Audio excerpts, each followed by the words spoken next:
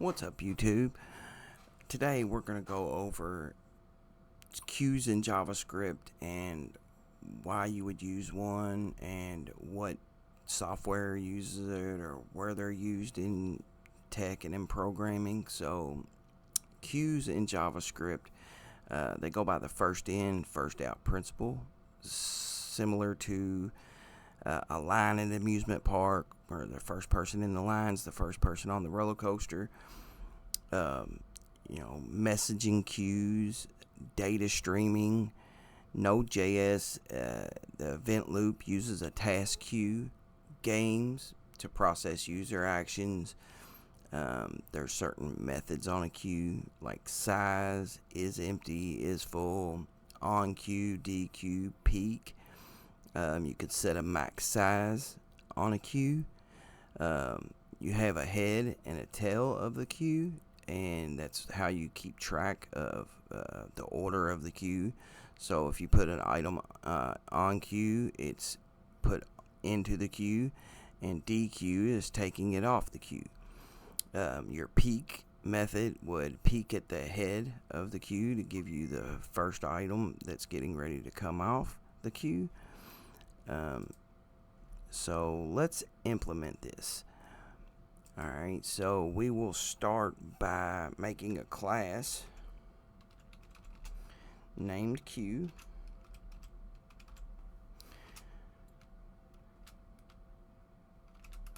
And then we will create a constructor.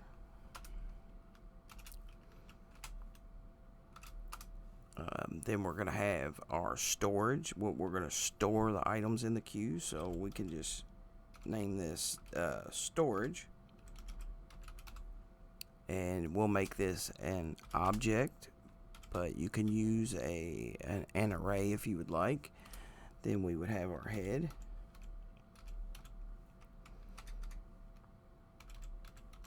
We'll initialize that to 0.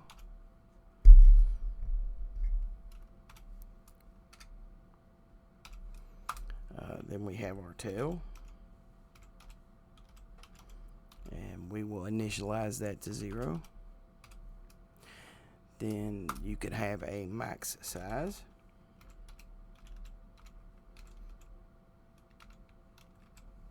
and we'll make this 100, but you can make it whatever you like. And then we're gonna start by our methods right here. So we're gonna get a length that's gonna return the number of items in the queue. So we could say get length, and then we will just take the tail and subtract the head from it. So we will return this dot tail minus this dot head, and that will give us the length. Alright, so then we can say have an is empty, and this one's pretty simple. You just return the get length. You return a boolean, so if you call get length and if it equals 0, then you know that the queue is empty. So we will return that get length, and if it's triple equals to 0, then we know that the queue is empty. So is full would be the same way, basically the same way. So we can return the get length, and if it's equal to the max size, we know that the queue is full.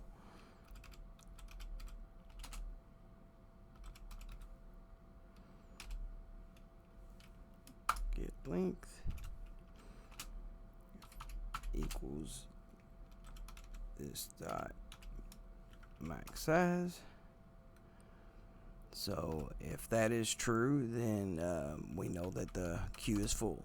So then we have on queue, and we're going to add an element at the tail, or we're going to return false if it is full, because if it's full, obviously we can't add an item to it. So we'll just say, and then we're going to add an element in here.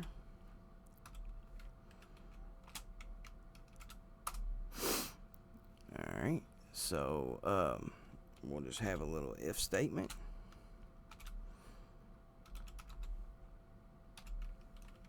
Say if this dot is full, then we will return false.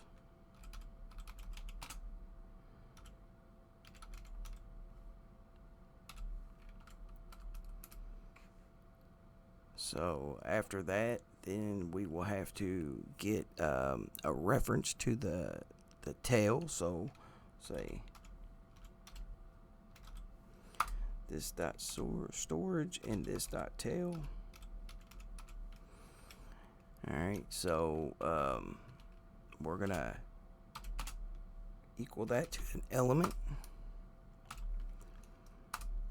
Alright, so then we want to increase the size of the tail.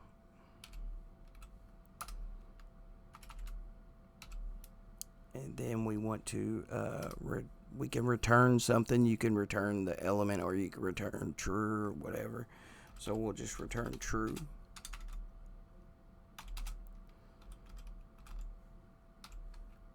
And that's our on queue. So DQ is kind of a little similar, but we're gonna return an element. So on the DQ, we're gonna say if this dot is empty,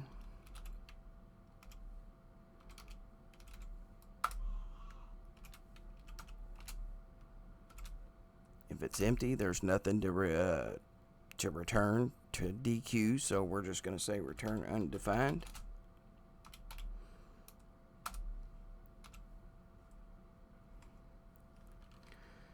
Alright, so that's our if statement. And now we want to create a variable. So we're going to say item. And we want to get a reference to the head. So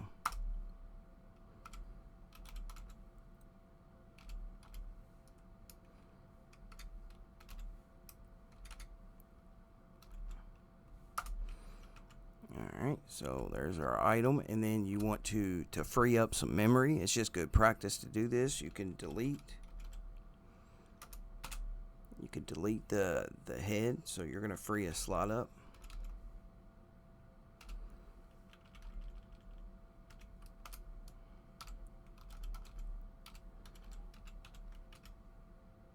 This dot storage, this dot head, make sure that's correct.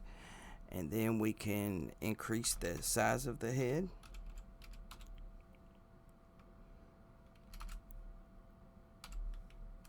And then we're going to return the item.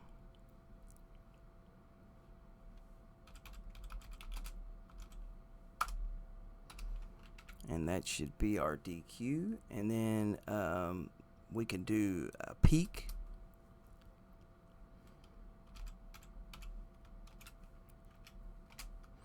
Which would be pretty straightforward. You're just going to return the head.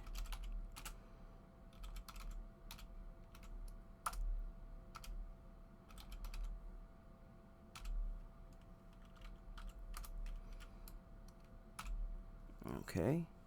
So now we want to try to test our queue out and see what's if it works properly. So we'll just create a queue, and then since it's a class, we've got to initialize one, and so alright, so we could log if it's empty, say queue dot is empty, it should return true. All right, and then we can do is full.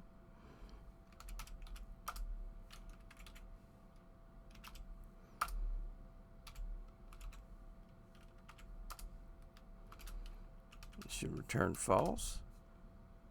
All right, and then we could put some items in the queue.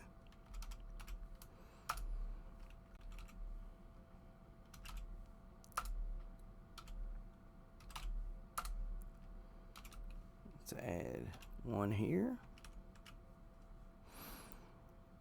Let's copy this down.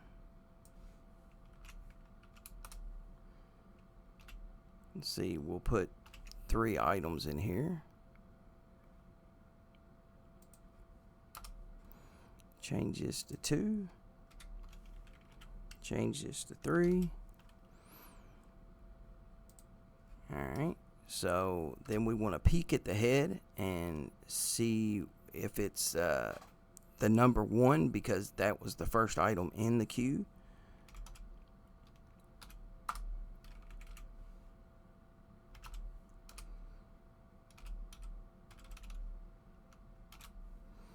Alright, we got 1, so we know that that's working. So we can dequeue an item.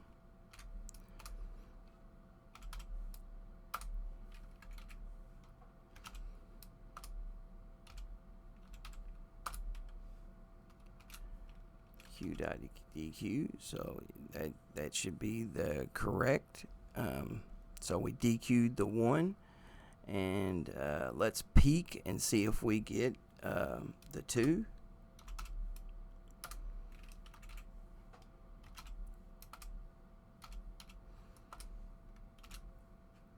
All right, so I hope this helped somebody, and queues are fun to mess with, so hopefully you can try to implement one on your own. Thank you.